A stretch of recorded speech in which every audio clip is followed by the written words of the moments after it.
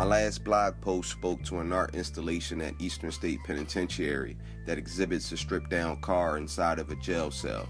The purpose of the image is to portray how the artist likened the stripping of one's distinguishable features to the prisoners being stripped of their own humanity while incarcerated.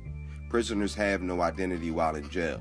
As I walked down one of the many cell blocks inside of Eastern State Penitentiary, I noticed that each cell was uniform. Aside from the art installations, there was nothing that distinguished one cell from the next. That was until I reached Al Capone's cell. Before I came across Al Capone's cell, everything that I had read about Eastern State Penitentiary was supported by what I had seen during my trip.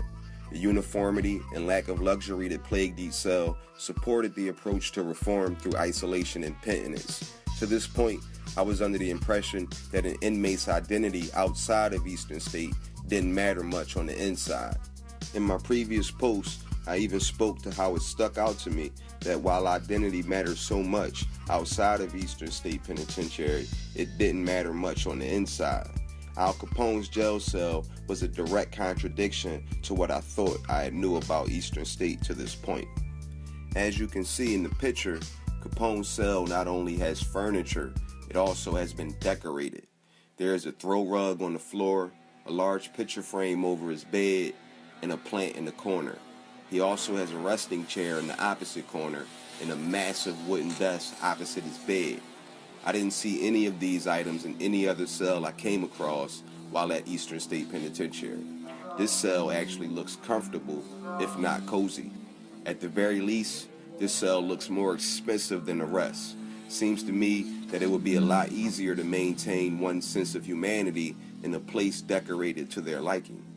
Al Capone was allowed to have distinguishable features and maintain his identity while at Eastern State Penitentiary. Even now, his stay is celebrated and maintained. Overall, I feel like Capone's stay at ESP was more a formality than a mission for reform. But why did Eastern State alter its approach to reform when it came to Al Capone? I guess identity mattered inside of Eastern State Penitentiary after all. It might not have been as relevant as it was outside, where identity essentially determined class and status, but it was still important. Al Capone's identity preceded him enough that he was afforded treatment different from other inmates. He was a larger-than-life figure, and from the looks of his jail cell, he got the same kind of treatment while at Eastern State Penitentiary. At the end of the day, it was cool to stand somewhere that a person you have only heard about in movies has stood. You don't always get to see larger-than-life figures as real people. Viewing Al Capone's jail cell did just that for me. I got to picture him as any other inmate. Even though he may have had a better jail cell than most, he was confined to the same isolation within the same dimensions as every other inmate during his stay at Eastern State Penitentiary.